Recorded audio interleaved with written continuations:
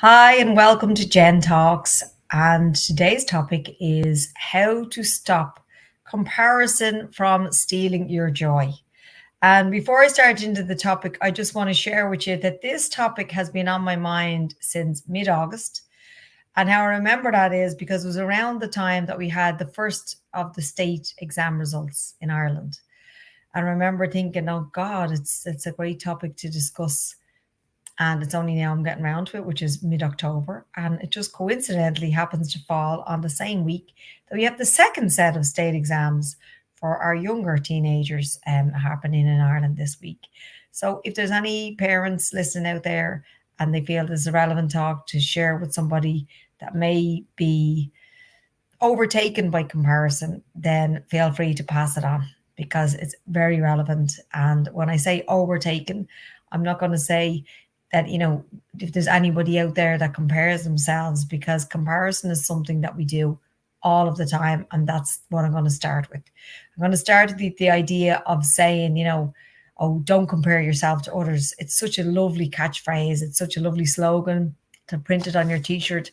But it's also a really lived experience for everybody to compare themselves in some way, shape, or form throughout their lives. And of course, it depends on your experience with comparison as a child, as how much it is embedded into your mindset. So let's start with that. So the expression comparison is the thief of joy. For sure, comparison is the thief of joy, but it's also the thief of so many other experiences and emotions. It can be the thief of compassion. It can be the thief of gratitude. It robs us of so many magical moments, whether they are our painful moments. They might be magical in what they're going to teach us, or they might be our moments of glory and should be joy, but we're too busy thinking about what somebody else did, or the sister that went before us, or the boy in our class, or the person we work alongside, and we compare ourselves to their experiences. And of course, on a logical level, we know that they're not the same as us. And I can sit here and talk to you for the next 20 hours, never mind 20 minutes, and explain to you why comparison isn't a good idea.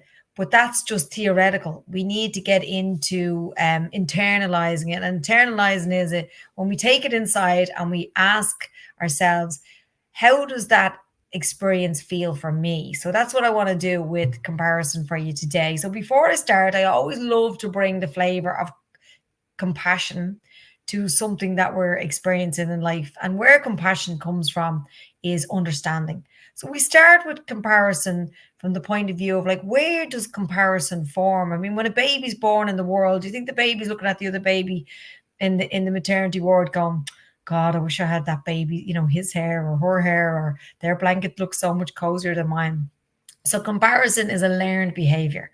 And when we go through life, unknowingly, we pass comparison on to our children, or we may have had comparison passed on to us. And it's in very innocent expressions like, now, why don't you be a brave boy? Like, look at Jamie there. Now he's not crying. He's a very brave boy. Or we might have like, why can't you be a good child like your sister? Or, we see comparisons on the TV. The whole culture of advertising is based on us comparing ourselves to the outside world. If we could only just be like, that 50-year-old that looks like a 30-year-old, or we could only just be like that person who has such a successful career. So comparison is a huge experience in life. We see it, we're surrounded by it. We're surrounded by it in our families, we're surrounded by it in our education system, in our communities, and in our media, whether it's social media or the regular media that we see as we watch programs or even listen to radio shows. It's right up there. So it's embedded in us. So I suppose the reason why I want to share that with you is not so that we're hopeless. We say, oh, well, shucks, it's everywhere, so what can I do about it? It's just to say that it's a human experience. It's embedded in ourselves. And realistically, saying to somebody like, don't compare, is like saying, being non-judgmental. I always think like it's hilarious when I see, somebody say like, this is a non-judgmental course, or this is a non-judgmental experience. Non-judgmental is I suppose in a way impossible because the mind is constantly judging. What we would say is when we're non-judgmental, we are aware of the judgments that we make, the biases that we might hold, and by being aware of them, it allows us to park them and not to bring them into the space. And that's what creates non-judgment or a non-judgmental environment. So comparison is the same. When we realize that we tend to compare ourselves when we have moments of sadness, we might say, ah, yeah, but I'm not as bad as Mary. I mean, like, who am I to be complaining about my sore toe when Mary had her leg cut off last week?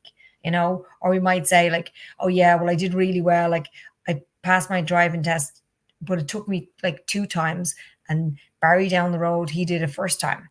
So that's our some different ways. There's not just two, some different ways that we compare ourselves to other people. We rob ourselves of the moment of compassion where we say, yeah, Mary, now I know how Mary must feel since she lost her leg because my toe was like falling off and I feel really bad. You're still allowed to feel really bad if your toe is falling off. Or if Barry passed his driving test first time round, it's like, wow, that's some achievement because it took me 2 times, but like I got it twice. I got it second time round, and I am so proud of myself for passing it, even if it was the second time round. Some people take 10 times. So there's another comparison where you can say, well, it can take people 10 times, only took me 2 times. So it's like we all the time limbering between like comparison in are we worse off or better off. And actually, it reminds me of a beautiful expression that Deepak Chopra uses when he teaches mirror work. Something I've heard going back over 10 years ago. I hope I can remember it now. And he says, I am above and beneath no one. And I love that. We're not better than anybody else. We're not worse than anybody else. We are completely equal.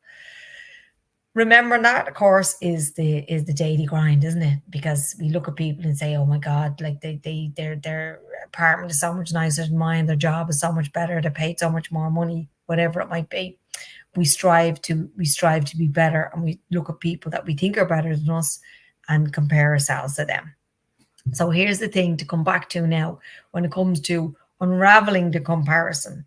Like everything, like the judgment, the first step in undoing something on some unhealthy behavior is noticing it. So even listen to this talk today. If you've tuned in, most likely you've saw the headline. You're like, oh, comparison. That's something I struggle with. Let's have a listen to what Jenny has to say on it. So that's step one. Step two is it's very difficult to control a mind that is running at a million miles to the gallon, as they say. A hectic, overworked, really like stressed out mind. So again, it comes back to mental fitness. And when I say mental fitness is not just about the mind, it's about looking after yourself. The 4 cornerstones of well-being. There's a talk specifically on them on the channel, but just to summarize, our sleep. How is your sleep? How is your breath? Are you doing some conscious breathing every day? In other words, breathing on purpose. Your activity. What are you doing to help yourself feel better? Are you physically moving that body of yours at some point? Even if it's just gentle dance or movement, even movement on the chair if you can't stand up. And then the last one then is what you're exposing yourself to. So nourishment, food, drink, media, people. Like, is it making you feel good? Is it making you feel worse? So they're the 4 cornerstones. Unfortunately, I don't have time to go into them in more detail. When you are looking after yourself, then you have a much greater ability to have a better mind. So those 4 cornerstones lead us to, a healthy, restful mind. And when the mind is healthy and rested, then we are more capable of noticing a thought that's not helpful, catching it, and disagreeing with it. And again, there is another talk on changing your thoughts on the channel. But just for now, we want to start by noticing when we are in comparison. The easiest way to notice comparison is the big stuff. So if somebody's getting their exam results this week and they're like, oh, I got like 4 A's and 2 B's, but I really wanted like 6 A's like Mary. Well, that's a very obvious comparison. If it's like you're comparing yourself like to somebody physically, if you're comparing yourself to somebody that has like, it looks like they have a great relationship, the big ones are the ones that kind of you can feel really, you feel nearly like what I do, I feel it physically in my body. It's like almost like a pang of envy, it's like, oh, if only, or maybe I would notice it if I'm on social media. I catch myself going, oh wow, like they're doing that. I wish I had got round to that with my business, but I haven't got round to that yet. And I'm kind of bringing in that level of judgment. So the catching is the most important part. Then the second part of catching is deciding. Deciding you want to be rid of this emotion, this judgment that you're bringing to yourself, this comparison. And what I do that works for me and is really helpful as a tool is get out a pen and paper and say, okay, Jenny, you want to compare yourself? Let's compare yourself. Okay, so let's look at what it is you're trying to compare. So, say, for example, I'm looking at another life coach and I think that they have like 100 clients and I only have 10. So then I take out my pen and paper and I say, okay, so what is it that's similar to you and this other life coach? We call her Mary. This is my favorite name. You might have noticed for people, for hypothetical people. So there's Jenny. Jenny's in business 5 years. Jenny is certain age, certain income level, whatever it might be. I'm talking about myself there. And then we talk about Mary and what we know of Mary, or maybe we know Mary in person. We'll say Mary is of a certain age and certain things. And then we'll start to say, okay, so what are the differences between you and Mary? So the differences might be that Mary is on social media 7 days a week. Looking at her content, it's probably taken her 2 to 3 hours a day to produce. She's also traveling away to, conferences to up her skill set, and so on and so on. So what I'm doing is I'm doing a realistic evaluation of myself compared to somebody else that in a fleeting moment I might think, oh, why can't I be like them? Or why isn't my business as successful as them? Or why can't I be as popular as them? Or why can't I be as slim as them or as beautiful as them? Or whatever it might be that I'm bringing into the comparison net. Because realistically, when we sit down and we really compare ourselves to people, you cannot compare apples with pears or oranges with bananas. And that's exactly what it is. Every single human being on this planet is absolutely unique. And I know you know that, but I want to take that a step further and say what you have going on in your life is also unique. So you got to look at your life in an honest way and say, are you parenting alone? Are you, what is it that you're willing to do to be a certain size or a certain success level or a certain level of happiness? Like, what level of activity are you willing to put in? And be honest with yourself. Are you willing? Are you looking at people online and they have this like body to die for, and they're like, oh, I really want to look like them. But are these people in the gym like 5 days a week, 6 days a week, 7 days a week? Is that something that you're willing to do? Because if you're doing that and you're not getting the same results, that is a moment of comparison there. You can kind of say, I wonder what it is that they're doing differently that I can learn from. Absolutely. But if you're looking at people in your life, you're looking at people online, you're looking at businesses, you're looking at scenarios, and you're not bringing the correct measurement in to say, like, well, if we're both on the same starting point and we're doing exactly the same thing, then we can compare ourselves truly to say, okay, well, that's a true comparison. But I guarantee you that 99.9%, if not 100% of the comparisons that you make are not based on an even starting line. It's actually very much the opposite, So that's a tool that I would urge you to try on things that you're struggling to comparison. And for anybody that's got exam results on this week or any time coming up soon, where you might say, well, or your parents, or as a parent, you might say, well, Mary got 5 A's and 2 B's, and why didn't you get? Or your older brother did, or your younger sister did. And you have to understand that you've got to bring your own unique energy and skill set and gifts to the equation.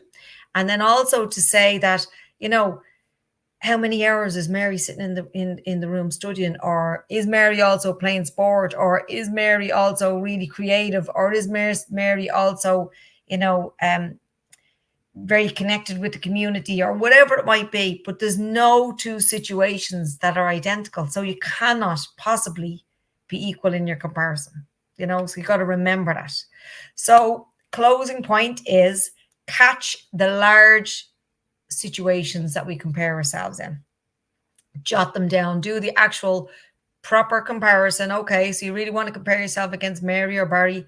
Have a look at what's going on for you. Have a look at what's going on for them and jot it down. And as you start to write it down on a piece of paper, you'd be like, you're just going to really catch yourself on and say, oh my God, like, what was I even thinking? And it might be a sibling. It might be depending on your situation, how you were reared, whether you were reared one against each other.